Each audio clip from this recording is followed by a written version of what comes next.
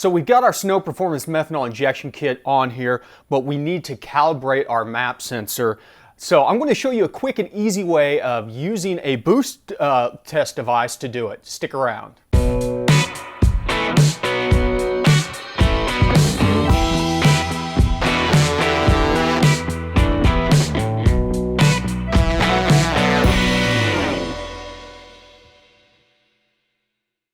What's going on, everybody? Welcome back to the garage, and as always I want to thank all the new subscribers, all the new patrons, all the supporters out there, everybody that's taking time to participate in the comments, ask questions, things like that.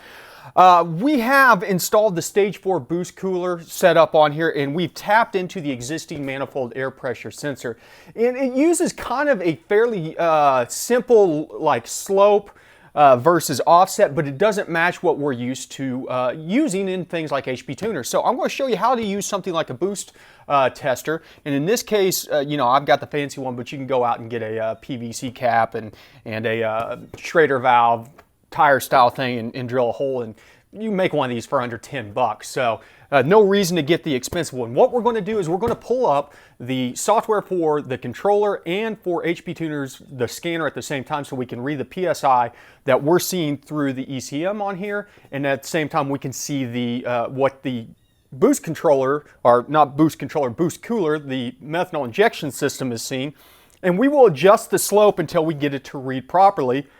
We'll have to do a couple of zeros in there. They have a setting for doing the ambient setting on here, but it should only take us a couple tries to kind of get that slope scaled out. I went and tried to do the math off the top of my head. It did not seem to work.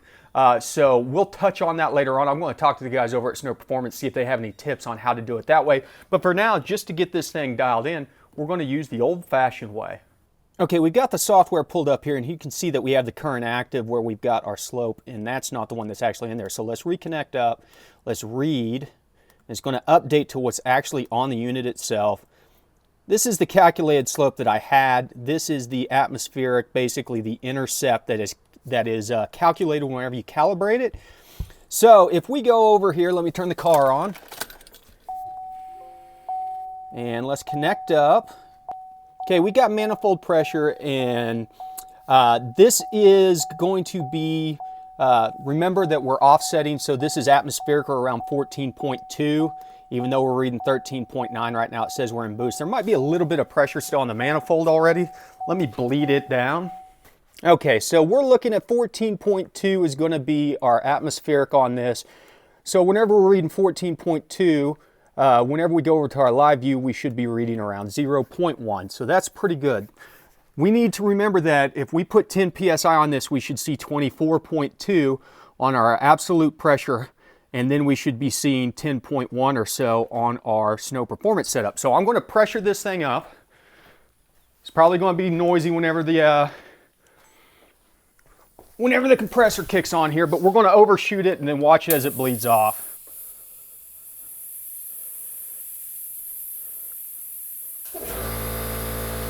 So we're reading 20 PSI and we're only showing 2.4 on our controller. That means that our slope is a little bit too long. So we're actually going to drop this down quite a bit. Let's go in here and let's put it down to 31. And then I'm going to bleed pressure back off the manifold. Make sure we're not retaining anything. We shouldn't be. We got a little air in there still. Okay, now that we should be back around 14.1 on HP tuners, 14.2, let's go ahead and calibrate for atmospheric at 31. And we've got our new values here. We'll write those in, then we'll read. It'll ask us to update.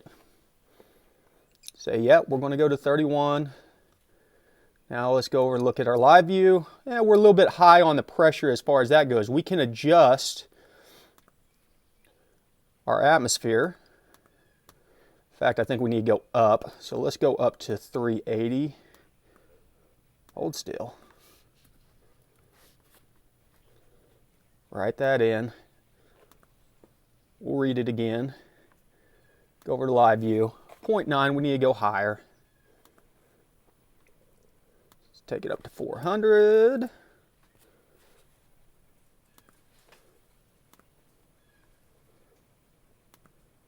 Okay, we're at 0.2 now, so let's go see what happens whenever we try to put another 10 psi on it. We're expecting it to read higher this time because we've lowered that slope down. So let's get it up to around 10 psi if we can. Okay, so now we're showing 5.2 to 20. Maybe 4.7 psi was reading on our snow unit whenever we were at 20. So that's going to be, what, 6 psi? We're 2 psi off still. So we'll come in. Let's drop this slope down to 27. Let's write that in. Read our changes.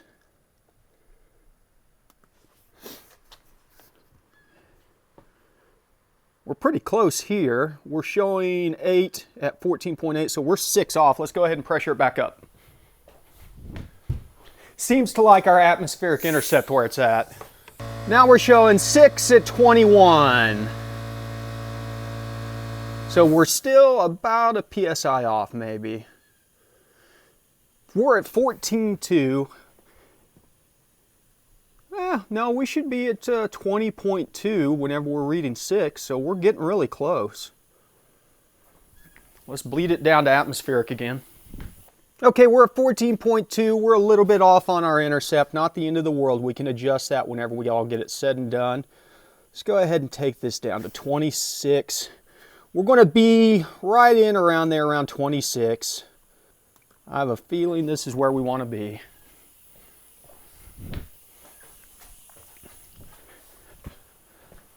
Another way that we could look at this is if we scoot this over here, let me move this. We can watch our boost PSI that's being calculated off the barometric, and that should actually follow pretty close to what we're seeing in the snow performance monitor there.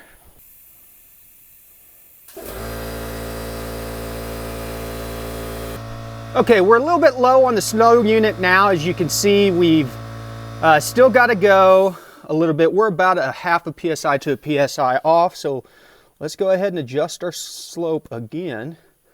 Take it down to 25, and we'll just keep on doing this until we get it dialed in. We're still a little bit off, maybe 0.4 of a psi here. These are linear, so that's the kind of the nice thing about it. Once we get the slope set up, we should be good to go. We can adjust the intercept, which is going to be our 0 point of our graph. You also have to keep in mind, though, whenever you adjust the intercept, you're also moving the slope over.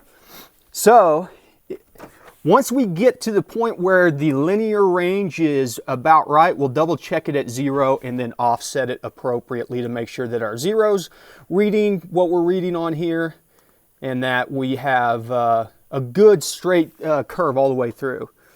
See, I like right now because it's at 0.6, right whenever it's at 0.6, that seems to be tracking really close to what we're seeing on our calculated boost pressure.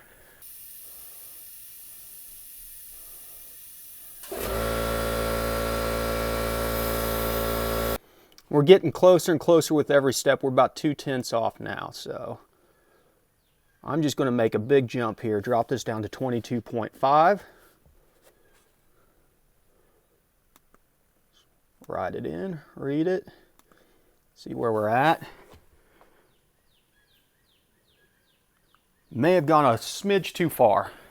Tell you what, that looks pretty good. I think I overshot it just a hair, so let's take this down to 22.75. We'll test it one more time and then probably call it good. And then we'll double check our 0. Oh yeah, that's looking spot on.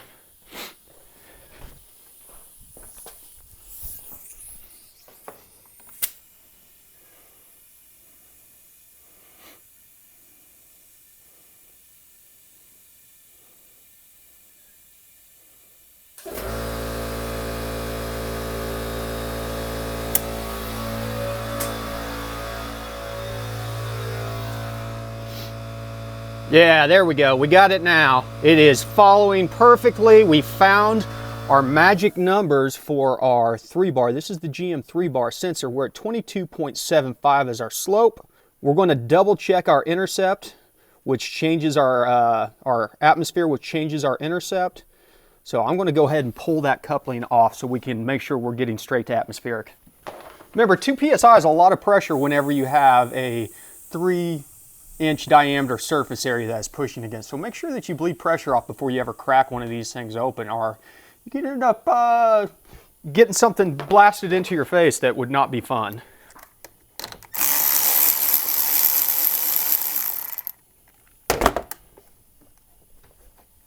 So we're reading at about 0.3 psi. We're going to try and drop that down just a smidge. So let's take this up to about 410. Let's write it in. We'll read it. Live view. We overshot it. We're in vacuum now, so let's drop it back down to 405 and try that.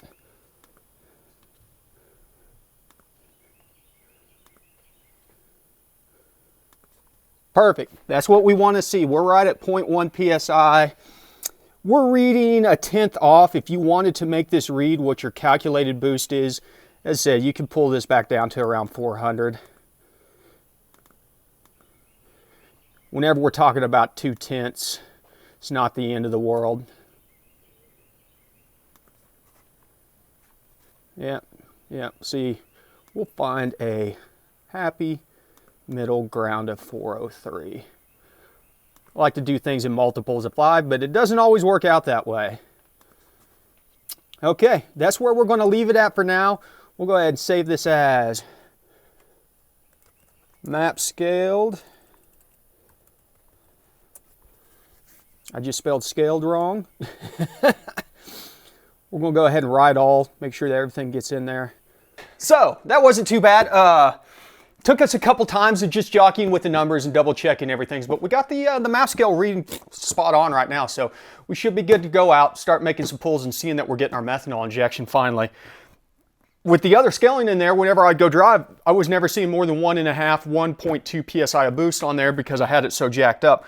I'll ask the Snow Performance guys, there's probably some math that we could do to accomplish that, but honestly, this is the easy way of doing it because we can literally see that we're lining two things up and just adjust the numbers until it reads right. As I said, it's a linear slope, luckily, on these transmitters, or these pressure transducers, whatever you want to call them, these map sensors. It's a linear slope. So once you get it in there, should be pretty straightforward. And then just remember, whenever you change that atmospheric offset or basic what they call the intercept, that you're moving the whole range by that much. So you might lose some resolution on the top end. Double check your scale after you get it all done. So you want to do scale, get your scale kind of dialed in, find your 0, and then double check your scale after that to make sure that your scale has not messed up. So I'm going to get back into tuning here. If you have any questions, hit up the comments down below. Big shout out to Snow Performance as always for sponsoring the Super Auto, and I'm ready to start shooting some meth into this thing. ABT, always be tuning.